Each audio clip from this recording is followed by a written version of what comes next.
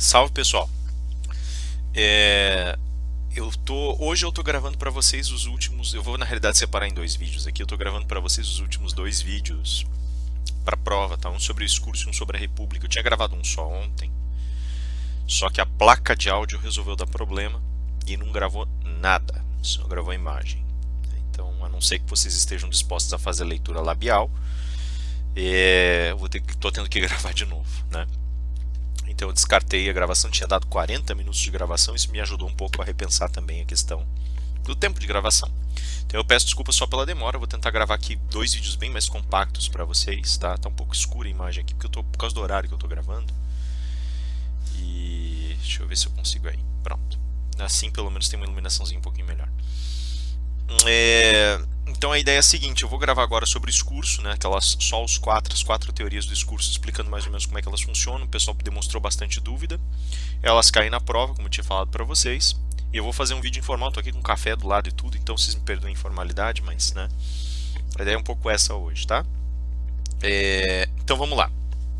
O que nós temos como um primeiro momento para a discussão dos discursos? Tem quatro teorias que eu quero que vocês lembrem, tá? Lembrem-se só antes de eu começar a falar delas, que o discurso é a rigor uma releitura da alegoria da caverna, só que eu tirei alguns dos conceitos da alegoria da caverna, tirei a metáfora da alegoria e deixei separado para a gente poder discutir de uma maneira mais ágil, tá? Tem quatro teorias que eu quero que vocês lembrem. A teoria é a teoria da reminiscência. Segunda teoria, a teoria do simulacro. Aí, em terceiro lugar, eu quero que vocês lembrem da concepção de mundo das ideias em Platão. E em quarto e último lugar, eu quero que vocês lembrem da alocação dos primeiros princípios, né? O que são os primeiros princípios e onde é que eles estão com relação ao resto das ideias, tá? Então, assim, primeiro, o que é a teoria da reminiscência? Nesse ponto o pessoal demonstrou um pouquinho mais de dúvida, então eu queria me deter um pouquinho mais nisso agora. A teoria da reminiscência ela é basicamente a maneira que Platão vai utilizar para explicar como nós temos essa impressão universal da verdade, como nós queremos ou tendemos a retornar para essa verdade, tá? E o retorno tendente à verdade, ele se dá porque nós temos na gente uma sementinha de verdade, grosseiramente falando. E essa semente, esse valor seminal da verdade na gente, faz com que a gente queira justamente retornar para os estados mais primordiais de construção da verdade, que estão lá nos primeiros princípios, tá? Então, atravessar o mundo das ideias, atravessar ali o eidos, alcançar para além do eidos um espaço que transcende os seus limites e, através da transcendência dos seus limites, alcança então uma esfera mais elevada, que é a esfera dos primeiros princípios e, se possível, do princípio primordial. Tá? Já vamos chegar lá.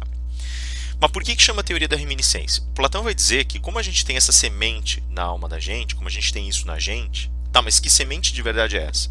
É aquilo que nós chamamos de daimon, ou alma inquisitiva, o que nos perturba, e é aquele pedaço da relação divina que ainda chama a gente para a perfeição, que nos incomoda e nos chama para a perfeição. Então nós temos essa tendência, essa ligação com esse espaço primordial. Não bastasse isso, nossa alma, que está representada ali no plano do eidos, ela também guarda dentro de si determinados reflexos dessa perfeição original. Lembrem que na leitura platônica, o homem ele passa basicamente pelo filtro do mito do herói, o mito de Hera. Como é que funciona isso? Quando a pessoa falece, quando a pessoa morre, ela atravessa o Létis, e da travessia do Létis ela perde as memórias da vida. E depois disso ela vai ou subir para o Olimpo para viver com as almas perfeitas, ou descer ao Hades para viver com as almas que foram esquecidas e cujos nomes não são lembrados. Ela subirá se foi virtuosa, descerá se viveu por vícios. Lá ela vai cultivar as virtudes que viveu ou os vícios que privilegiou e vai se tornar mais refinada e mais propensa a essas virtudes ou a esses vícios a depender do que ela fez em vida. Quando ela termina esse aprendizado, a alma volta, atravessa de novo o Létis, se banhando nas águas do Létis, passa mais uma vez pelo esquecimento, mas a alma agora guarda os elementos dessa virtude ou desse vício.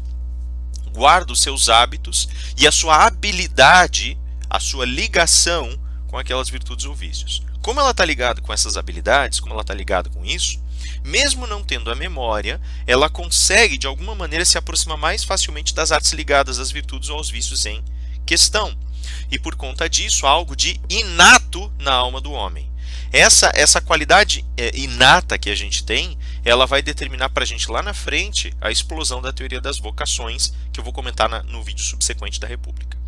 Ok? Então seria mais ou menos essa ideia. Já está na gente. Todas as vezes que nós revelamos a verdade sobre as atividades que exercemos, que nós revelamos uma verdade sobre as virtudes que vivemos ou que temos, isso tudo é inato a nós. Nós estamos, na realidade, lembrando do convívio com os deuses, lembrando do estado original de pureza e perfeição das nossas almas, mais do que isso, lembrando da nossa ligação com o primeiro princípio, com a alma primordial.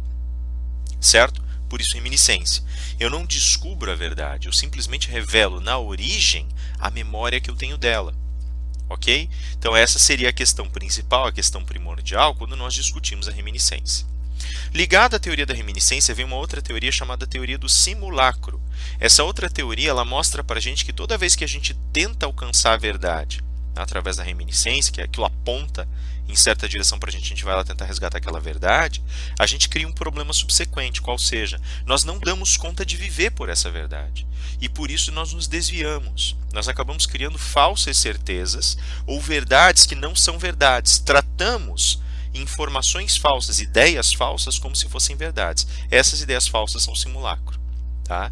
Então, por exemplo, se eu vivo a realidade jurídica pensando que eu tenho que resolver o problema da pessoa que eu defendo, pensando que é tudo uma resolução de problemas materiais, faço mal. O que existe, na verdade, é um simulacro. Para fazer o bem, eu preciso olhar para a justiça, que é a essência do direito. Sim?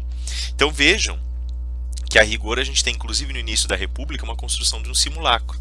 Os argumentos falsos, os argumentos falhos sobre a justiça são simulacros. Sim? E o que o Sócrates está tentando descobrir na discussão, no debate com Polemarco, com Trasímaco, com Admanto, com Glauco, é justamente a essência da justiça, a essência do justo. Tá?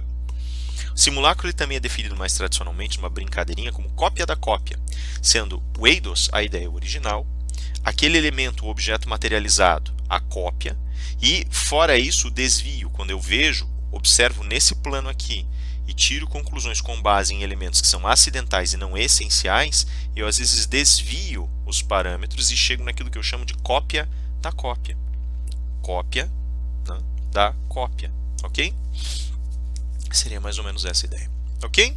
As duas estão interligadas, evidentemente. A reminiscência me dirige para a verdade, o simulacro me constrói mentiras, falsidades e ilusões.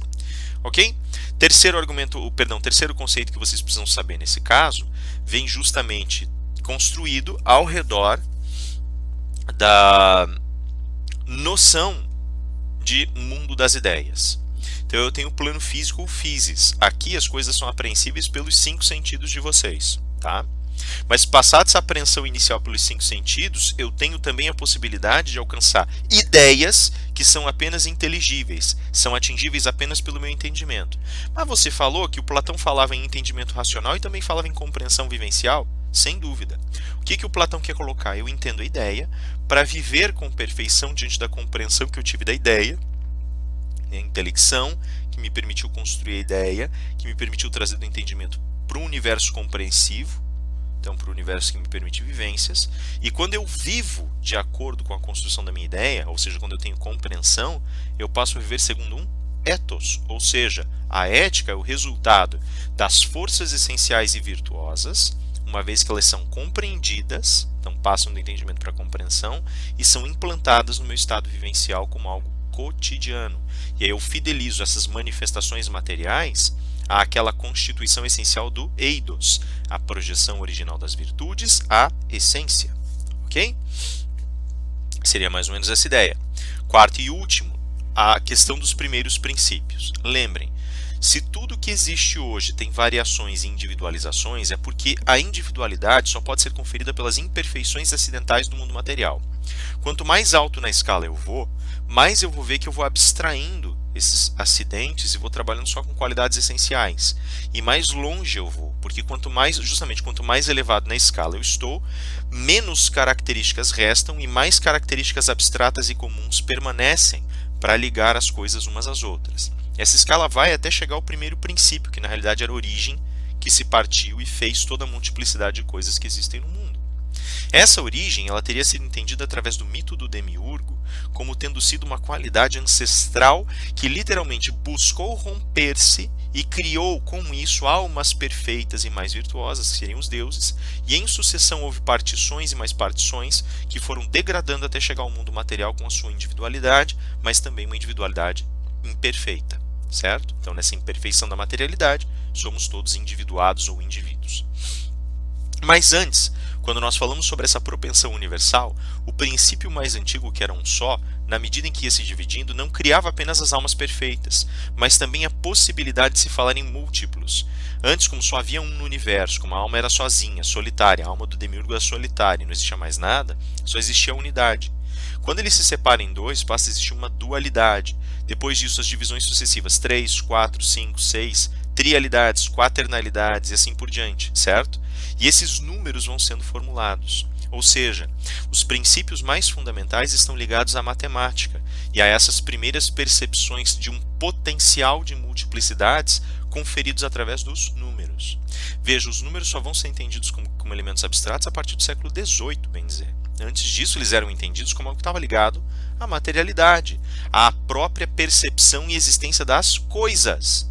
Então não adianta a gente imaginar nesse espaço que esse grau de abstração elevadíssimo vai representar a possibilidade de destacar um número de algo, mesmo que esse algo seja só uma ideia.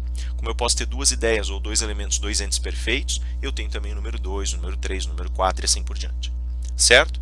Por isso, Platão vai definir esse espaço dos primeiros princípios como o espaço da maior elevação racional, o espaço em que nós efetivamente encontramos e confrontamos a raiz matemática da existência. Daí o fato de ele hierarquizar algumas profissões, alegando que a matemática é aquilo que há de ofício mais puro no sentido racional. Depois disso nós vamos ter, dentre outras artes mais elevadas, a astronomia, a arquitetura, que usa muito da matemática, a condição de visão que o guerreiro tem, já que o guerreiro precisa pensar matematicamente o espaço para entender como a guerra funciona, quantas pessoas são necessárias, as linhas de suprimentos, a ocupação do campo, o número de homens e assim por diante. Certo? Esses seriam os quadros principais que nós temos. A única coisa que eu diria agora para encerrar essa primeira parte, para encerrar esse primeiro videozinho de hoje, seria o seguinte: nós temos que lembrar sempre que para Platão buscar a perfeição original significa responder àquela insanidade, àquela doença da alma que nós discutimos lá no banquete. E essa cura que ele propõe, na realidade, vem com um viver de acordo com os princípios plasmados, colocados, consolidados a partir dos primeiros princípios, a partir da percepção da perfeição do mundo e das ideias, certo? Seria mais ou menos essa noção. Então esse é o nosso primeiro bloquinho, esse aqui é só o discurso, são essas as 4 noções que vocês têm que ter de tudo aquilo que nós vimos e de tudo aquilo que seria possível discutir. Concentrem-se nesses 4 elementos, certo? Eu vou voltar logo a seguir, já com um vídeo sobre a República, explicando melhor o que vocês precisam saber naquele texto. Feito, galera? Valeu, até daqui a pouquinho.